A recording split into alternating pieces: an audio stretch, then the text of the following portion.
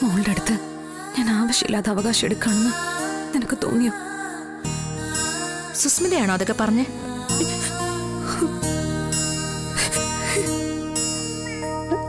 എനിക്ക് പറ്റുന്നില്ല പ്രീതി. ഇവളില്ലാതെ, ഇവളെ കാണാതെ ചത്തുപോവും. ശാലിനി, ശാലിനി, ഈ കുഞ്ഞെന്ന് പറയുന്ന എന്റെ അല്ല, നിന്റെ തന്നെയാ. ഇവളിപ്പോ ഈ ഭൂമിയിൽ ജീവിക്കാനുള്ള കാരണം നീയും ശാരദാമ്മയും ഒക്കെയാ. ഇവളുടെ അടുത്ത് അധികാരം എടുക്കാനെന്നല്ല, തല്ലാനും കൊല്ലാനും വരെ അവകാശം നിനക്കേ ഉള്ളൂ. എന്റെ സഹോദരിയല്ലേ മോളെ നീ? പോകാൻ പറ ശൂർപ്പണഖയോട്. നീ പിടിച്ചോ, പിടിക്കിരി, എന്ത് വേണ ചെയ്തോ.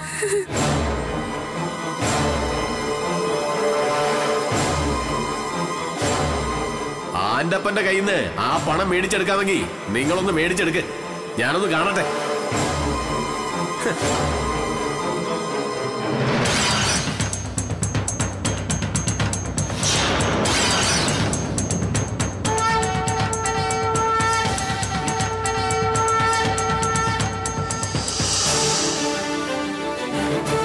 കുഞ്ഞെ, ആ പിള്ളച്ചേട്ടാ, ഇത് കുഞ്ഞിനോട് പറഞ്ഞിട്ട് എന്തേലും കാര്യമുണ്ടെന്ന് എനിക്കറിയില്ല. കുഞ്ഞിനോടിത് പറഞ്ഞെന്ന് സത്യാവ അറിഞ്ഞാൽ എന്റെ തല പോകും. പക്ഷേ ഇവിടുത്തെ ഉപ്പും ചോറും തിന്നുന്നതുകൊണ്ട് ഈ കാര്യം കുഞ്ഞിനെ അറിയിക്കാതിരിക്കാൻ എന്റെ മനസ്സ് അനുവദിക്കുന്നതുമില്ല. സത്യാമ്മയുടെ കാര്യങ്ങള് ഇത്തിരി കഷ്ടത്തിലാ കുഞ്ഞെ. വന്ന് വന്ന് ആർക്കും സത്യാമ്മയൊരു പേടിയില്ലെന്നായി. മീൻ മാർക്കറ്റിലൊക്കെ പലിശയ്ക്ക് കൊടുത്ത ലക്ഷങ്ങളും പലിശയില്ല മുതലുമില്ല എന്ന അവസ്ഥയായി. ഡെന്നിന്ന് ഒരുത്തനെയാ പിരിക്കാൻ ഏൽപ്പിച്ചിരിക്കുന്നത്. പിരിഞ്ഞു കിട്ടാത്തതാണോ ഇനി അവൻ തന്നെ മുക്കുന്നതാണോ എന്നൊന്നും ആർക്കും അറിയില്ല. അവനോട് ചോദിക്കാനും പറയാനും ഒന്നും ആരുമില്ല. കുറെ കാലം കഴിഞ്ഞാൽ അവൻ സത്യാമ്മയേക്കാൾ വലിയ പലിശക്കാരനാകുമെന്ന ആൾക്കാരടക്കം പറയുന്നത്.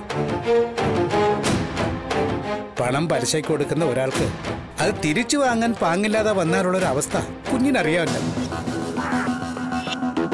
കുനിഞ്ഞു നിന്ന് കാശ് വാങ്ങി പോകുന്നവൻ അത് തിരിച്ചു ചോദിക്കാൻ ചെല്ലുമ്പോ മുഖത്ത് ആട്ടുകയാ. സത്യാമ്മ മറച്ചു വെക്കാനായിട്ട് തോട്ടങ്ങൾ വാങ്ങാറുള്ള കാര്യം കുഞ്ഞിനറിയാമല്ലോ. സത്യാമ്മ പൊളിഞ്ഞു നിൽക്കുക എന്ന് പൊതുവെ ഒരു ധാരണ ഉള്ളതുകൊണ്ട് ഒരുത്തനും വാങ്ങിക്കാൻ മുന്നോട്ട് വരുന്നില്ല. ചുളുവിന് കിട്ടിയാൽ വാങ്ങിച്ചോളാന്ന എല്ലാവന്മാരുടെയും മനോഭാവം. അങ്ങനെ വിറ്റാൽ കോടികളല്ലേ കുഞ്ഞെ നഷ്ടം. അതിൽ ഏതെങ്കിലും ഒന്ന് വിൽക്കാമെന്ന് കരുതിയ സത്യാമ്മ പുതിയ തോട്ടങ്ങൾക്ക് അഡ്വാൻസ് കൊടുത്തത്. വിൽപ്പന നിശ്ചിത തീയതിക്കുള്ളിൽ നടന്നില്ലേ അഡ്വാൻസായി കൊടുത്ത കോടികളും കൂടി പോയി കിട്ടും. അതിനിടയിലാ ആ ആന്റപ്പൻ. കുഞ്ഞു കേട്ടില്ലേ അവന്റെ അഹങ്കാരം? അവൻ പറയാ കാശ് തിരികെ വാങ്ങാൻ പറ്റുമെന്നുണ്ടെങ്കിൽ വാങ്ങിച്ചോളാൻ. വിഴിഞ്ഞത്ത് കണ്ടെയ്നർ വന്നിട്ടുണ്ടെന്നും ഇലക്ട്രോണിക് സാധനങ്ങൾ ഇറക്കാൻ ടാക്സ് അടയ്ക്കണമെന്നും പറഞ്ഞ് കാല് പിടിക്കുകയായിരുന്നു അവൻ സത്യാമ്മയുടെ. ഉള്ളത് പറയാമല്ലോ, സത്യാമ്മയുടെ കയ്യിൽ കാശില്ലായിരുന്നു. 50 പെൺകുട്ടികളുടെ കല്യാണം നടത്താൻ ഒരു ചാരിറ്റബിൾ ട്രസ്റ്റിൽ സ്വരുക്കൂട്ടിയിരുന്ന ഫണ്ടിൽ നിന്നാ സത്യാമ്മ 5 കോടി രൂപ എടുത്ത് മറിച്ചത്. ഒറ്റ ദിവസത്തെ മറുപ്പ ആന്റപ്പൻ ചോദിച്ചത്. ഇപ്പൊ പണം തിരിച്ചു ചോദിക്കുമ്പോ മുട്ടി ന്യായം പറഞ്ഞ് കൈമലർത്തുക അവൻ. ഇതിനിടയിൽ ട്രസ്റ്റിലെ ആൾക്കാർ വന്ന് പണത്തിന്റെ കാര്യം ചോദിച്ചു സത്യാമ്മയുടെ തൊലി ഉരിച്ചു. ഇത്രയും കാലത്തിനിടയിൽ ആദ്യമായിട്ടാ പണത്തിന്റെ പേരിൽ സത്യാമ്മയുടെ തല കുനിഞ്ഞ് ഞാൻ കാണുന്നത്. ആന്റപ്പൻ ചതിച്ചതാ കുഞ്ഞ്. ഇതെങ്ങനെ വെറുതെ വിടാൻ പാടില്ല. പിള്ളച്ചേട്ടാ, ഓ സംസാരിച്ചു കഴിഞ്ഞെങ്കിൽ ശാലിനി ഞാൻ വിളിച്ചു എന്ന് പറ. ഞങ്ങൾക്ക് ഇറങ്ങണം, അവിടെ റെസ്റ്റോറൻറ്റിൽ ജോലിയുണ്ട്. കുഞ്ഞെ അത് ചെല്ല് പിള്ളച്ചേട്ടാ, ഞാൻ വിളിച്ചു എന്ന് പറ. ശരി.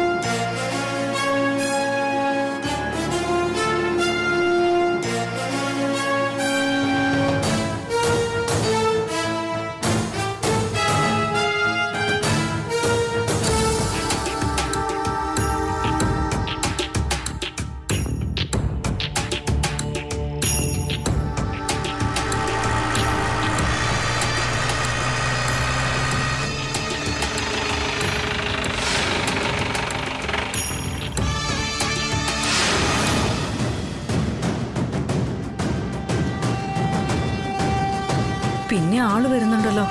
എന്നെ കൊണ്ട് വയ്യ കേട്ടോ ശാരദാമ്മേ. ഈ രാജി ഇതെവിടെ പോയതാ? എടി, അവിടെ ഒരു അത്യാവശ്യത്തിന് പോയതല്ലേ, ഇപ്പൊ ഈ വരും. വരാതിരുന്നാലും ശാരദാമ്മ ശമ്പളത്തിൽ നിന്ന് കുറയ്ക്കൂല, അതുകൊണ്ടല്ലേ. പാവല്ലേടി, ഞാൻ അവക്ക് ചെറിയ ശമ്പളമല്ലേ കൊടുക്കുന്നത്, അതിലെ നീ എന്തു കുറയ്ക്കാനാ? കുറച്ചില്ലെങ്കിൽ ജോലി ചെയ്യാൻ ഉത്സാഹം കുറയും, ബാക്കിയുള്ളവർക്ക് ഇരട്ടി പണിയും. സാമ്പാർ നീ അതെടുത്ത് കൊടുക്ക.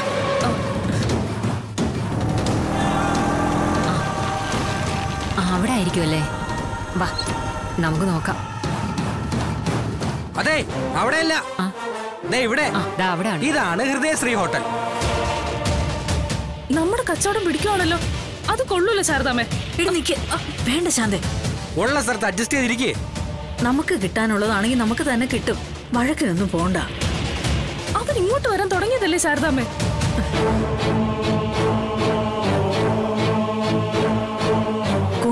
കൊണ്ടുപോട്ടടി, അവരൊരു കച്ചവടം നടത്തുകയല്ലേ. ഇങ്ങനെ കച്ചവടം നടത്തി എവിടെ പോയി നിൽക്കുന്ന ശാരദാമ്മ പറയുന്നേ? കുറച്ച് കറി, നീ കറി എടുത്തു കൊടുക്ക. ചെല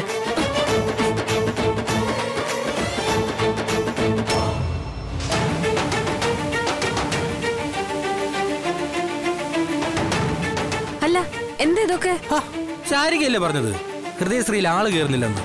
നോക്ക്, നല്ല അന്തസ്സുള്ള തറവാട്ടി പറഞ്ഞ ആൾക്കാരാ. ഇത്രയും ആൾക്കാർക്ക് ഊണ് വേണം. ബാലേട്ടനൊന്ന് വന്നേ. അതെ, ഇഷ്ടം പോലെ സൗകര്യം. അല്ല ചുമ്മാ അലവലാതി സെറ്റപ്പ് അല്ല. എന്താ ശരികെ? ബാലേട്ട, ഇത്രയും പേർക്കുള്ള ഊണ് ഇവിടെ ഇല്ല.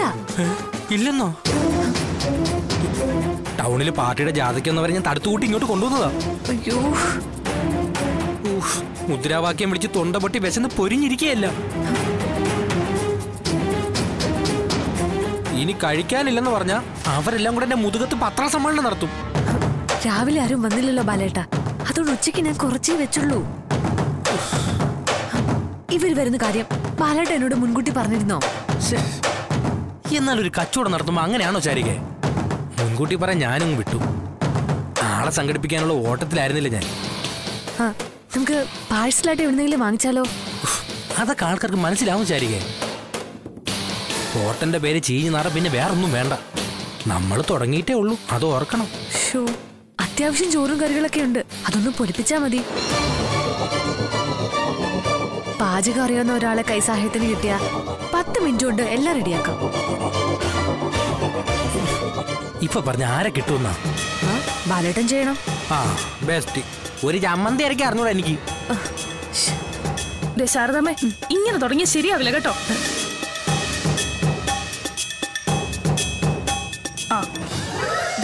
രാജി വരുന്നുണ്ടല്ലോ, ബാക്കി അവള് പറഞ്ഞോളൂ.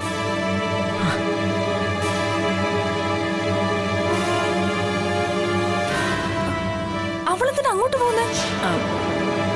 അവക്കവിടെ എന്തെങ്കിലും കാര്യം കാണും. രാജി,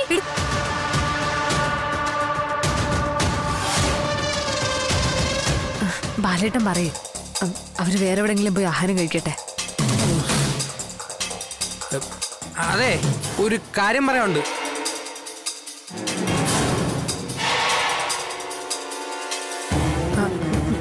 ഒരു മിനിറ്റ് നിക്ക് ബാലേട്ട. ഭക്ഷണമില്ലാന്ന് അവളെയൊക്കെ പറയണ്ട, നാണക്കേടാ.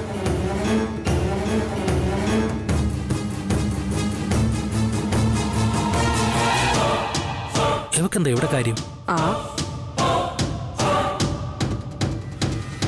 എന്താടി? എന്തെങ്കിലും ജോലി ഉണ്ടോന്ന് അറിയാൻ വന്നതാ. നീ കുടുംബശ്രീയിലെ ജോലിക്കാരിയല്ലേ? അവിടെ പട്ടിപ്പണിയാ, ന്യായമായ കാശുമില്ല.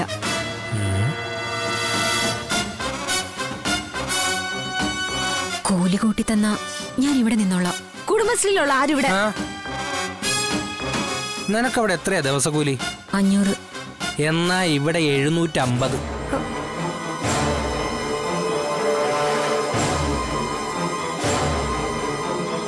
ഇപ്പൊ തന്നെ അകത്ത് ജോലി തുടങ്ങിക്കും.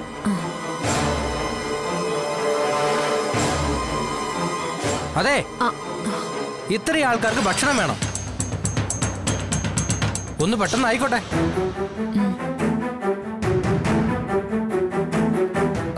ശാരദാമ്മേ, അവരെന്തെങ്കിലും ചെയ്യട്ടെ, നമുക്കെന്താ? നീ പോയി ജോലി നോക്ക്, ചെല.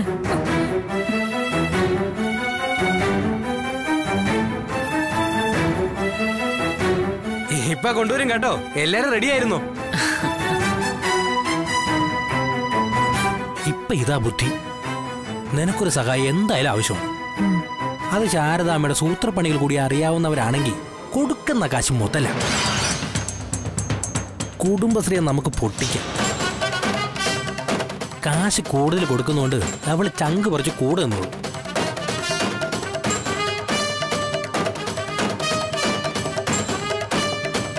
എങ്ങനെയുണ്ട് ശാരിക എന്റെ ബുദ്ധി?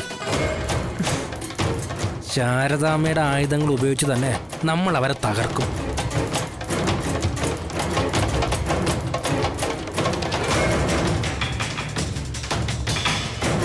കുടുംബശ്രീ തീർന്നടി, ഇനി ഹൃദയശ്രീയുടെ കാലമാ.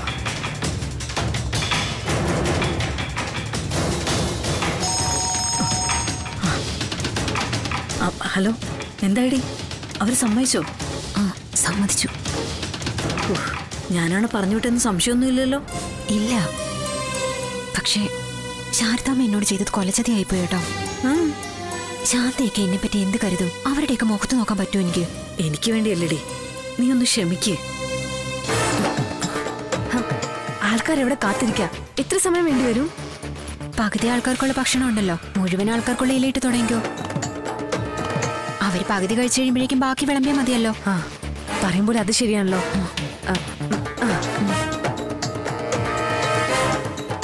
ശാരദാമ്മേ. അവള് വന്നതല്ലേ? അതെ, കുറച്ച് ജോലിയുണ്ട്. ഒരു കൈ സഹായമായിട്ട് നീ എപ്പോഴും കൂടെ തന്നെ കാണണേ. ഞാനിതിന്റെ പിന്നിലുണ്ടെന്ന് ആരും അറിയരുത്.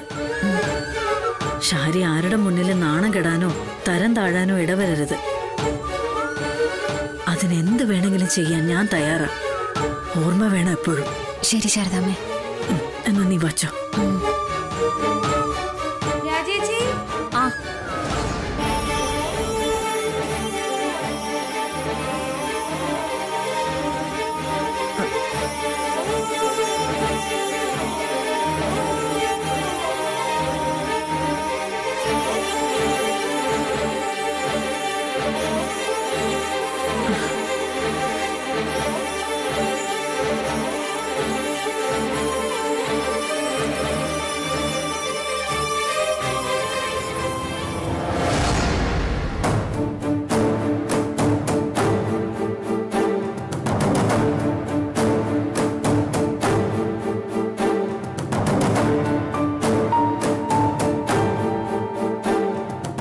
കുഞ്ഞിനെ വിളിക്കണോ സത്യാമ്മേ? വേണ്ട, അവളോട് ഞാൻ പറഞ്ഞോളാം. രാഘവേട്ട, ഇതുവരെ തീരുമാനങ്ങളൊക്കെ എടുത്തത് ഞാനാ. പലതും രാഘവേട്ടനെ എതിർത്തെങ്കിലും ഞാനതൊന്നും പരിഗണിച്ചിട്ടേയില്ല.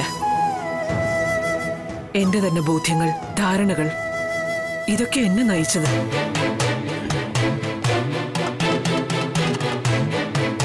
അങ്ങനെ എടുത്ത പല തീരുമാനങ്ങളും തെറ്റായിരുന്നെന്ന് എന്റെ അനുഭവം തെളിയിക്കുന്നത്. അവസാനമായി ഒരു തീരുമാനം കൂടി എടുക്കാൻ രാഘവേട്ടനെ അനുവദിക്കണം. എതിര് പറയരുത്. രാഘവേട്ടൻ നിറഞ്ഞ മനസ്സോടെ അതിനെ സമ്മതിച്ചു എന്നുള്ള ധൈര്യത്തിൽ വേണം എനിക്ക് തീരുമാനമായി മുന്നോട്ട് പോകാൻ.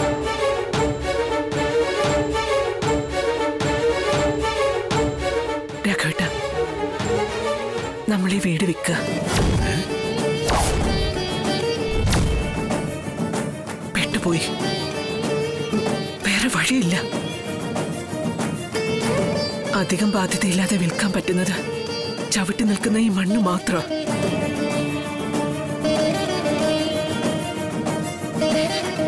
രാഘവേട്ടന്റെ വിയർപ്പിൽ നിന്നുണ്ടാക്കിയ ഈ വീട്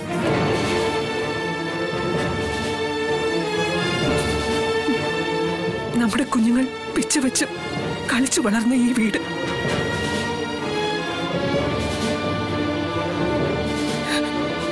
മനസ്സുണ്ടായിട്ടല്ല, വേറെ നിവൃത്തിയില്ല. രാഘവേട്ടന്റെ അഭിപ്രായം എന്താ? എന്റെ അഭിപ്രായം എന്തായിരിക്കണമെന്ന് നീ നേരത്തെ പറഞ്ഞു കഴിഞ്ഞല്ലോ ഭാമേ.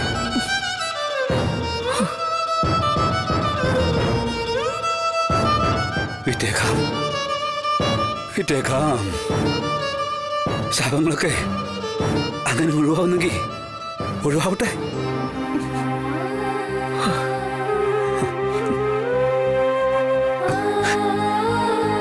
ഭാമേ, മുറിവിൽ മുള കുറച്ച് തേക്കൊന്നുമല്ല.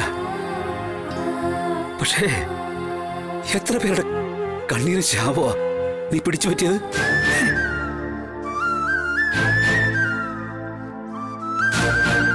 ഇപ്പൊ നിനക്കും അതേ അവസ്ഥാനം വന്നില്ലേ?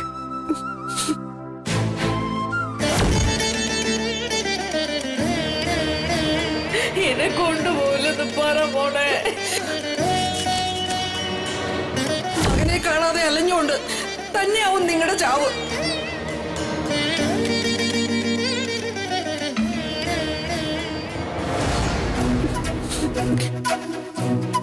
അതെ, എല്ലാം ചെയ്തു കൂട്ടിയത് ആ ശൂർപ്പണയ്ക്ക് വേണ്ടിയാ. എന്നിട്ട് അവളുണ്ടോ ഇപ്പൊ കൂടെ? ഉണ്ടോ? ബിസിനസ്സിൽ ചതി പറ്റിയെന്ന് പറയാനാവില്ല ഭാമേ. നീ ചെയ്തത് തന്നെയാ മറ്റുള്ളവർ നിന്നോട് ചെയ്തുകൊണ്ടിരിക്കുന്നതും. ആ ഷാജഹാന്റെ മൊബൈൽ റെസ്റ്റോറന്റ് നീ കൊടുത്ത പണം ഈടാക്കാൻ ചെന്ന നിന്റെ ആൾക്കാർ അയാളുടെ ഭാര്യ അവരെ ശല്യം ചെയ്തെന്ന് പറഞ്ഞപ്പോ നീ നമ്മുടെ മോനോട് എന്താ പറഞ്ഞേ? കൊടുത്ത പണം കിട്ടാൻ ഏത് മാർഗവും സ്വീകരിക്കാന്ന് അല്ലേ? ഏത് വിധേനയും വാങ്ങാൻ ഉദ്ദേശിക്കുന്ന വസ്തുവിന്റെ വില ഇടിക്കുന്നത് ആ മിടുക്കെന്നും നീ പറഞ്ഞു. അതേ പാഠം തന്നെ മറ്റുള്ളവരും ഹൃദയസ്ഥമാക്കിയതുകൊണ്ടല്ലേ ഭാമേ നീ വാങ്ങിച്ച തോട്ടങ്ങളൊന്നും വിൽക്കാനാവാത്തത് അല്ലേ? ഭാമേ, ആദ്യം മനുഷ്യനാവണം. അത് കഴിഞ്ഞു വേണം കച്ചവടക്കാരിയാവുന്നത്.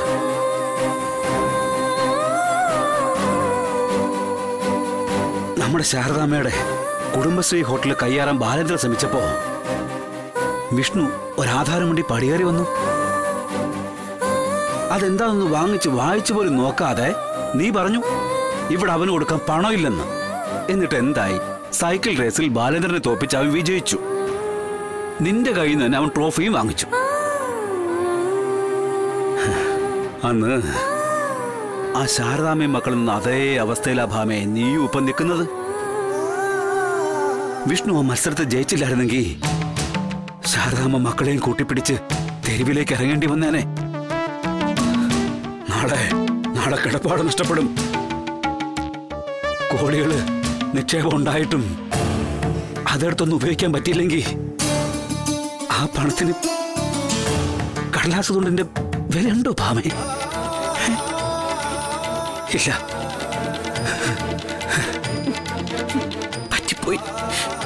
പറ്റിപ്പോയി. ക്ഷമിക്കണം രാഘവേട്ടൻ.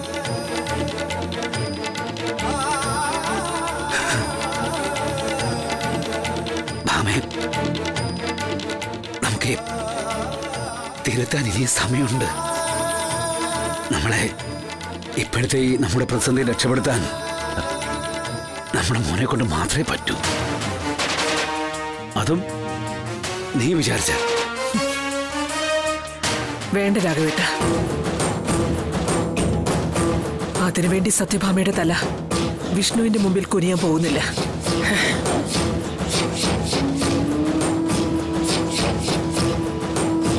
ഞാൻ പറഞ്ഞല്ലോ, ഈ ഒരു തീരുമാനം കൂടി ഒറ്റയ്ക്കെടുക്കാൻ രാഘവേട്ടൻ എന്നെ അനുവദിക്കണം.